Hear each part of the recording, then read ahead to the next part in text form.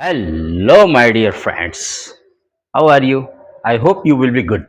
बेटा CBSE board का तो आज एग्जाम हो गया होगा। यूपी बोर्ड का 1 मार्च को इंग्लिश का पेपर है।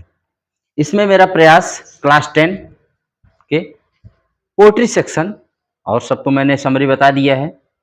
पोएट्री सेक्शन में मैं आपको बताना चाहता हूँ कि जिसमें 8 नंबर आपसे पूछा जाएगा बेटा। 3 नंबर की पोएम आती है और 3 नंबर का सेंट्रल आइडिया आएगा और 2 नंबर का आपका एक स्टैंजा आएगा जो आपको एमसीक्यू में मिलेगा। आपसे उसमें सिंपल सा उसका आंसर स्टैंजा को पढ़िएगा और वहीं पर उसका नीचे आंसर दीजिएगा, एमसीक्यू में आएगा जैसा कि मॉडल पेपर में दिखाया गया है।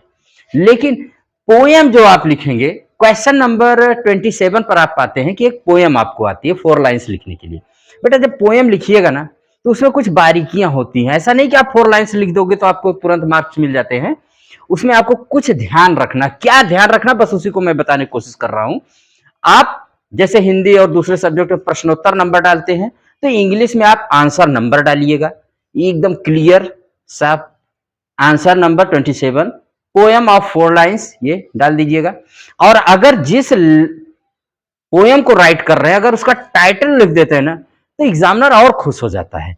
टाइटल या फ्रॉम करके आप उसका, जैसे मैंने यहां पर लिख दिया डस्ट ऑफ स्नो, आप जो भी पोएम लिख रहे हो आप उसको राइट कर सकते हो। और ये 4 लाइन्स मैंने ड्रा कर दिया है, इसको भी आप इसी तरह से सुंदर से 4 लाइन्स लिख दीजिएगा।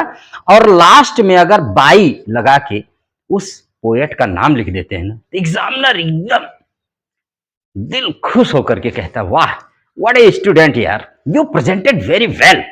ये स्टूडेंट होना चाहिए। एग्जामिनर एकदम हैप्पीली विद इन सेकेंड्स आपको 3 मार्क्स देकर आगे बढ़ जाता है। तो क्या ध्यान रखना है मैं आपको वही 2-4 बातें यहां बताना चाहता हूं। और इस पोएम को मैं बता भी रहा हूं, डस्ट ऑफ स्नो को वैसे मैं पढ़ा भी दे रहा हूं थोड़ा सा। तो सबसे पहले आप क्या करिएगा कि सबसे पहले ध्यान देना है बेटा कि एग्जाम जो आप पोएम राइट कर रहे हो उसके हर लाइन का पहला लेटर, ईच लाइन का first letter must be capital. सबसे पहले हम लोग यही ध्यान देते हैं। कॉपी जब आती है एग्जामिनर हमारे सबके सामने तो हम लोग यही देखते हैं कि उसने, क्योंकि एग्जामिनर चाहता है ना कि कहीं पर भी आप, कुछ होता है ना कि आपको ढूंढता है कि कहीं बच्चे ने मिस्टेक तो नहीं किया है, तो आप कोई मिस्टेक मत करिएगा। आर के सिंपल क्लासेस में मिस्टेक की कोई गुंजाइश नहीं। पहली लाइन का पहला लेटर मस्ट बी कैपिटल।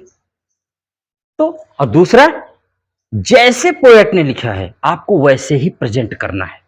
एक भी लाइन, एक भी वर्ड आप अपनी तरफ से नहीं, ना तो उसमें से डिक्रीज करेंगे ना इंक्रीज करेंगे। और पंक्चुएशन और स्पेलिंग, पंक्चुएशन का मतलब है बेटा कि पोएट ने कहां पर कॉमा यूज किया है, कहां फुल स्टॉप यूज किया, कहां पर कौन सा लेटर कैपिटल किया है। अगर आप इसको बाकायदा परफेक्टली आप राइट करते हो ना तो आपको एग्जामिनर कुछ भी नहीं, और स्पेलिंग मिस्टेक मत करिएगा। बस अगर आप इतनी बातों का ध्यान रखते हैं ना तो you will find that you are good और पोएम में पूरा नंबर पाएंगे। जैसे इस पोएम को मैं पढ़ रहा हूं, एक बड़ी शॉर्ट पोएम है, बहुत स्मॉल सी पोएम है, नाम है dust of snow. The way a crow shook down on me the dust of snow from a hemlock tree has given my heart a change of mood and saved some part of a day I had rued। इसमें examiner कह रहा है कि hemlock tree है, उस पर एक crow बैठा है और वो कुछ मूव कर देता है, उसके ऊपर बर्फ मतलब गिरती है और पोएट का मूड चेंज हो जाता है। कहने का मतलब है कि नेचर का भी इसमें वर्णन है और इस तरह से पोएट का पूरा जो सैड था ना, एकदम अनहैप्पी था, उसका मूड एकदम चेंज हो जाता है और जो टाइम उसने वेस्ट किया ना उसका टाइम बच जाता है। तो बेटा चाहे आपका इसका पोएम लिखना, क्योंकि मोस्टली बच्चे यही लर्न करते हैं। क्यों? क्योंकि 4 लाइन ही आपको रिप्रोड्यूस करना है और 4 लाइन इसमें 8 लाइन्स की पोएम है, 2 स्टेंजा है, तो कोई भी 4 लाइन आप इसमें राइट कर सकते हैं। अगर 4 लाइन एग्जाम में क्वेश्चन पेपर में आ गया तो 4 लाइन आपकी सेव रहती हैं, you can write it very well. और इसमें यही आपकी बातें बताई गई हैं। ठीक है बेटा? हाँ बेटा, मैं आपको इसी पोएम को, देखो इस पोएम में मैंने ध्यान दिया है या आप लोग ध्यान देंगे, नो कॉमा, नो सेमीकोलन, कोई भी पंक्चुएशन मार्क नहीं। लास्ट में आप पाओगे कि इसमें फुल स्टॉप यूज किया गया है, ओनली लास्ट में। तो आप इसका विशेष ध्यान रखेंगे। अपने मन से कॉमा और कैपिटल लेटर, कुछ बच्चे होते हैं हर लाइन हर वर्ड को कैपिटल बना देते हैं। बेटा this is A wrong manner, this is very bad manner, it can deduct your marks in the exam. ठीक है, और इसको विशेष ध्यान देखो। इसका बेटा अगर आपको सेंट्रल आइडिया आ गया, क्योंकि क्वेश्चन नंबर 27 में अगर पोएम राइट करना है, और हाँ एग्जाम में दी हुई लाइंस को आप कभी भी कॉपी नहीं करेंगे, क्योंकि अगर आप उसको कॉपी करेंगे कोई मार्किंग नहीं होती बेटा, एकदम रॉन्ग है। हाँ कुछ में दिया जा रहा है कि पोएम हो सकता है नाम आए, तो अभी तक मॉडल पेपर में बेटा ऐसा नहीं आया है कि किसी पोएम का नाम दे कि इसी पोएम का आप लिखिए। वहां आता है कि right any 4 line poems from your prescribed text book. तो जो भी आपके टेक्स्ट बुक में है तो टेंशन मत लीजिएगा, कोई भी एक पोएम 8 लाइन्स की लर्न करके जाइएगा और बिंदास राइट करके आइएगा। हाँ इसका सेंट्रल आइडिया अगर, तो देखो सेंट्रल आइडिया की मैं कुछ कॉमन बातें आपको बता दे रहा हूं। सेंट्रल आइडिया की जैसे कोई पोएम है कितने लाइन की है, कितने स्टैंजा हैं, तो ये सब में कॉमन है बेटा। मैं इसको रीड कर दे रहा हूं, जैसे इसी डस्ट ऑफ स्नो के सेंट्रल आइडिया भी यहां पर बता दे रहा हूं। This poem has 2 stanzas, this poem has 8 lines, the poem is very short and small but message is very weak. Poem तो बहुत शॉर्ट है। ऐसे छोटे छोटे सेंटेंस बेटा एकदम सिंपल लैंग्वेज में राइट करिएगा, बहुत बड़े और भड़कीले और वहां विद्वता दिखाने की आपको जरूरत नहीं है। आगे आप राइट कर सकते हैं कि Robert Frost is the poet of this poem, this is a rhyming poem, the language and style of the poem is very simple and leaves it, the message of the poem is good and inspiring, the poet says that small things can also change one's attitude, the poet appreciates the beauty of snowflakes which changed his mood and saved his many precious moments from being wasted away.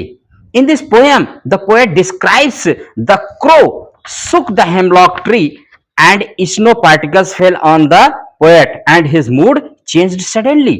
The poet has mentioned crow and hemlock tree in this poem that are believed to be a symbol of bad omen.